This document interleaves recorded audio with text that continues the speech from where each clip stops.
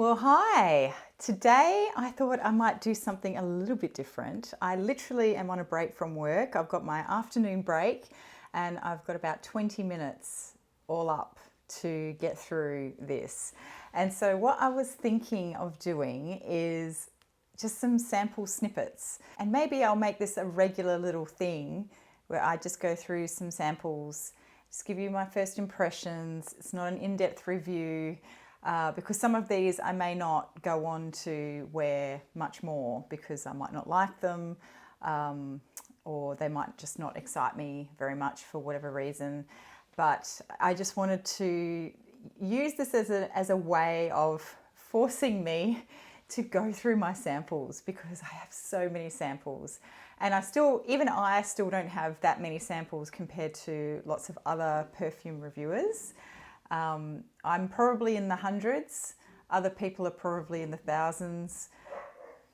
So, it's all relative. But I am really, really, really trying very hard at the moment to minimize all the stuff that I have. I've got a lot of stuff. And in fact, I'm contemplating even starting a whole separate channel just dedicated to going through the whole process of getting rid of stuff because there's a lot. But at the very least, I might sort of do my wardrobe declutter, and definitely I'll be doing my perfume declutter on this channel. Anyway, let me know if you think that would be interesting. Otherwise, this is a perfume channel. It will always be a perfume channel, and so I will not be contaminating this channel with other stuff. So don't worry about that. Okay, I'm rambling and I've already used up probably half of my 20 minutes just doing a really crappy introduction. Anyway, so I have 5 samples here that I'm going to go through today from various people or places that I've picked up. I think one of these I actually bought. And so let's just get into it. The first one I want to talk about, and it's weird because I can't show you anything. It's literally just an atomizer. This one is called Batucada by L'Artisan Parfumeur.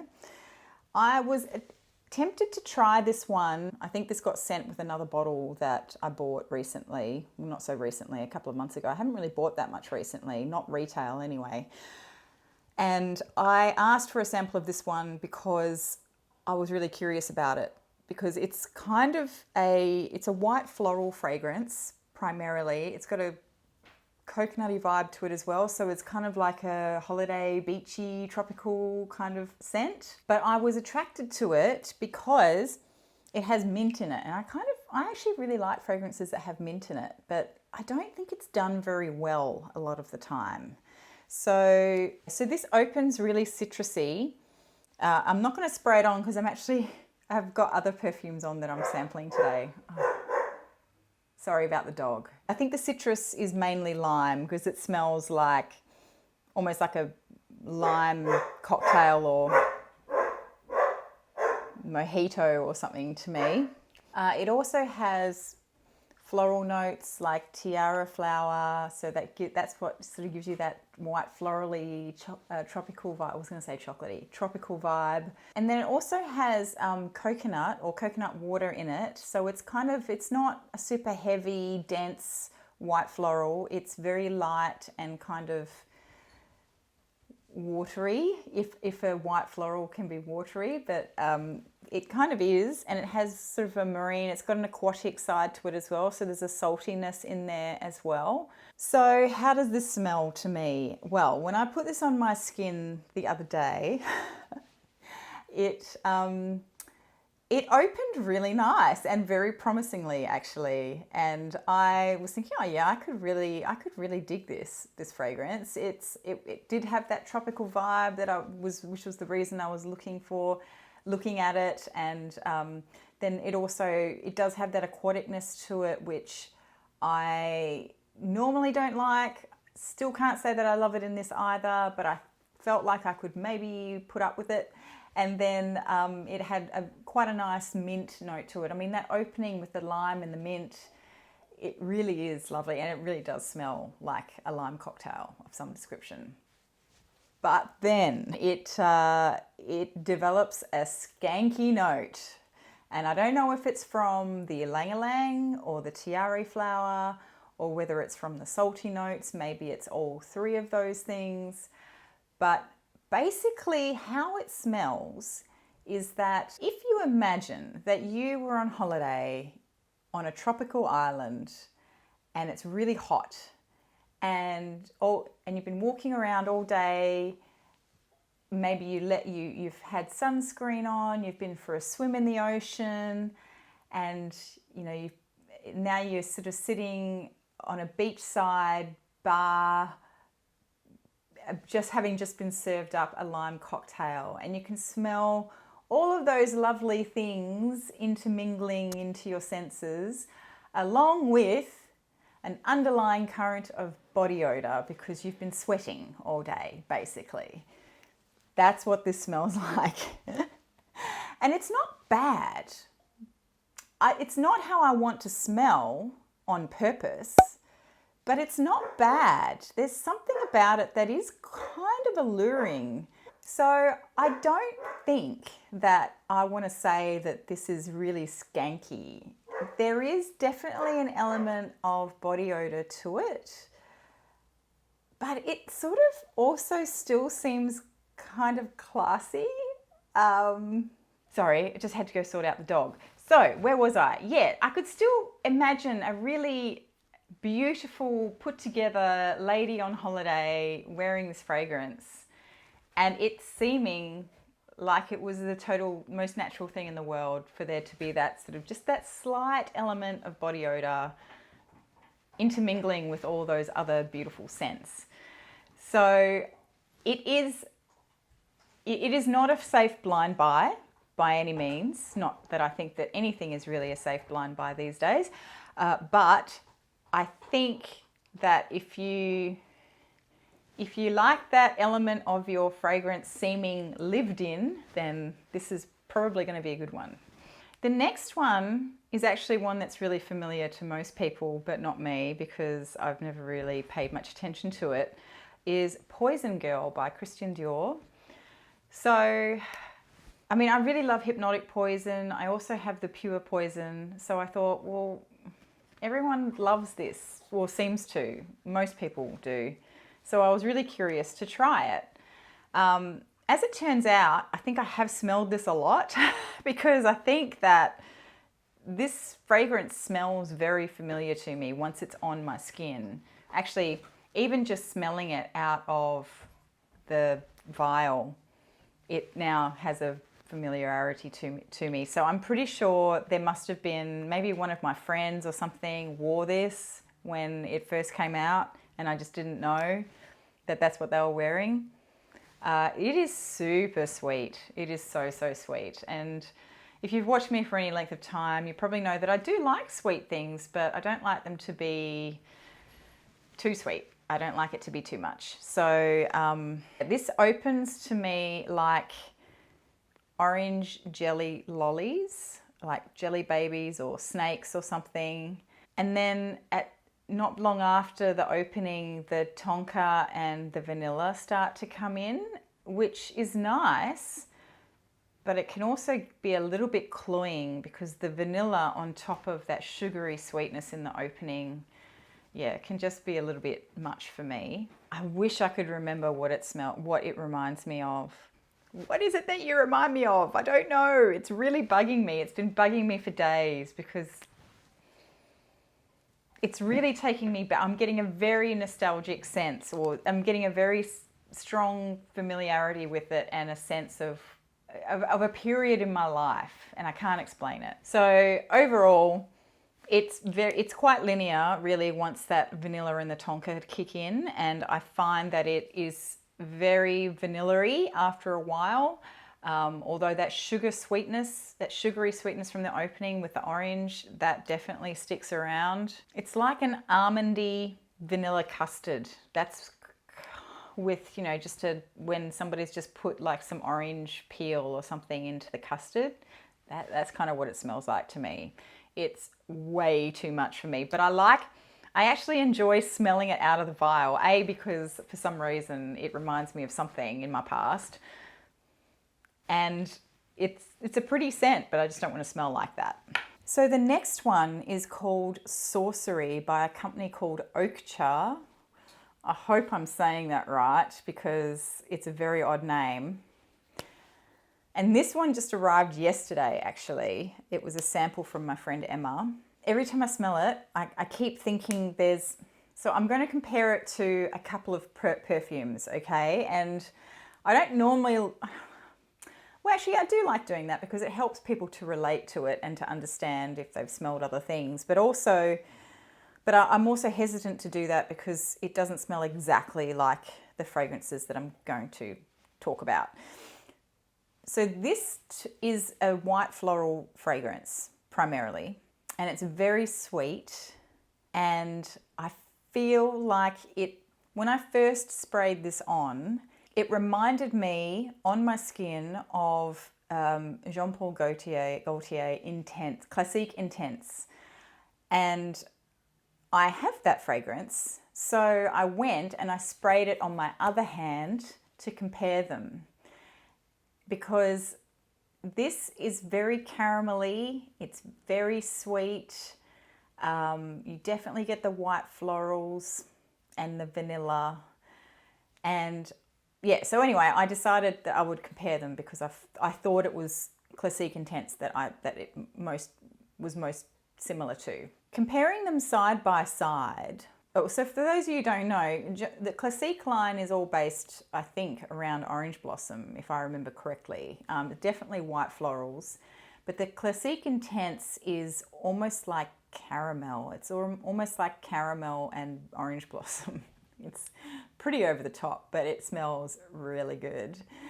That's probably the sweetest that I can go. That and Absolute Aphrodisiac are the two sweetest fragrances I think that I have in my collection. They're just ridiculously sweet, but still not as sweet as that.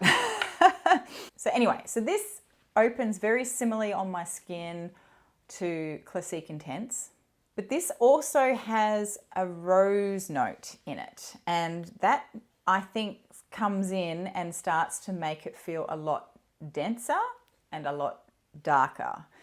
And I have to say, comparing them on skin, I mean, Classique Intense is not a thin perfume, you know, it's intense and it is quite strong, and it's got a fair bit of density to it. But side by side with this, it just smelt really thin and sugary nothernness. Which I feel really bad saying that because it's not sugary, it's not thin sugary nothingness. But it just comparing it side by side to this, that's what it did feel a lot less of what it actually is, if that makes any sense. I know I'm talking in riddles here, I'm sorry. So I feel like this one is a lot darker. I think it might be, maybe it's an extrait. I don't know. I don't even know what concentration it is. So maybe that's why it's so much stronger. It's definitely stronger. There's no doubt about it. But I really what I like about this is that it has a density to it that a lot of my other sweeter fragrances don't have. But in the dry down, after a few hours, and it took a while to get to this point because this stuff sticks around. It smells like Noir Esquisse by L'Artisan Parfumeur, which I have talked about in a couple of other videos. So to me, it's kind of like a mix of Classique Intense, maybe a bit of Atomic Rose by Initio. And I say that one because Atomic Rose is quite a very sweet rose fragrance, which has a hint of greenness in it actually, but this one doesn't really have that. This definitely doesn't have a hint of greenness in it. And then Noir Esquisse by L'Artisan Parfumeur, which is that. So this smells, even though there's no coffee note listed, but in the dry down after a few hours, it actually smells like a coffee caramel kind of fragrance. If you like those fragrances or those types of fragrances, then you probably would like this one. So the next one is really interesting as well. This is called, what is it called? It's called Night Dose, and it's by Virtus Paris.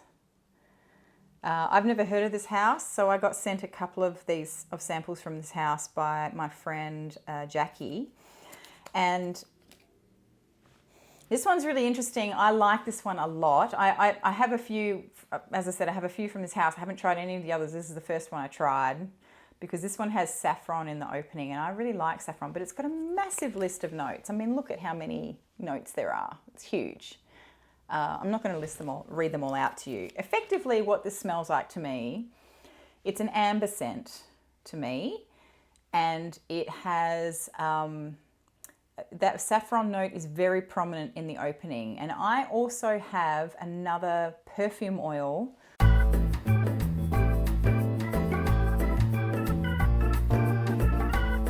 So what I like about this one is that yes, it is a beautiful amber oil with a very prominent saffron note, but it also has a really prominent benzoin note in that amber accord. So I'm on a bit of a benzoin kick at the moment. I'm really enjoying benzoin in a lot of fragrances, and so this is I'm really, really loving this one. So this opens very similarly to that, but it changes in the dry down. And so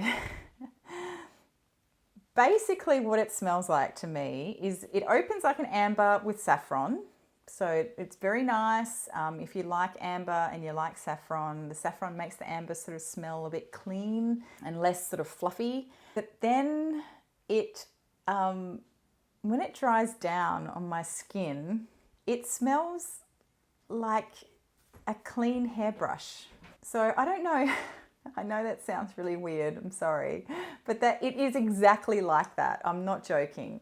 So if I clean my hairbrush, and what I can smell, so it doesn't smell like shampoo as such, but it does have an element of a little bit of shampoo smell to it. But what it smells like a mix of shampoo, hair, and the plastic or whatever the brush is made out of. And I don't know what it is, but all brushes seem to have the same smell. So I'm assuming it's something to do with the smell of my hair. And that's what this smells like when it dries down, which I don't hate, but it's just weird. So I really like it, but I also have this, so I don't need to really wear this. But I just thought the dry down was really interesting. And I was trying to, from the notes, work out what was giving it that feel. And I have absolutely no idea. Maybe it's the oak moss. What gives you the smell of hair? But anyway, it's just an interesting one. And the last one is called Forever Amber by a company called Technique Indiscreet. I hope I'm saying that right. So this one's okay. It's effectively for me, and look, I didn't give it a lot of time, so it's probably not fair. I've probably spent a lot more time with these other ones than I did with this one, because when I put it on, it didn't really, not that I didn't like it, it wasn't what I felt like smelling on that particular day, and I didn't really think about what I was sampling. I just picked up a couple of samples and spritzed them, which is really dangerous, by the way, because you could end up getting stuck with something you really don't want to wear for the whole day. But this smells like a boozy amber to me. And it also had when it dried down a bit, it got a bit of a shampoo note about it, which was kind of reminded me of a shampoo that my mother used to use on us when we were really little kids. It wasn't Johnson's, it was in a brown bottle, I remember. But I mean, it was decades ago, okay? I'm sure they don't even have it anymore. I don't even know what it was. But it smelled like that, like a young person's shampoo, because it was so sweet, I think that was why. But then on top of that, it also had this boozy note in it. The perfume, that is, not the not the kids' shampoo. And I think it might have been a rum note or something. But yeah, it was quite, oh, sorry, that's really, I don't know. It definitely wasn't what I felt like smelling on the day. And after that, I didn't really give it much time. So it's not really fair to compare this to the others and say that I don't like it. But it was probably too sweet for me anyway. But if you like the idea of a really like prominent boozy note on top of an amber, maybe give it a go. But that's it. That's my sample snippets. And it didn't go as quickly as I thought it would, but my battery is literally going to die. So I'm going to leave it there. Have a great week, everyone, and I'll speak to you soon. Bye.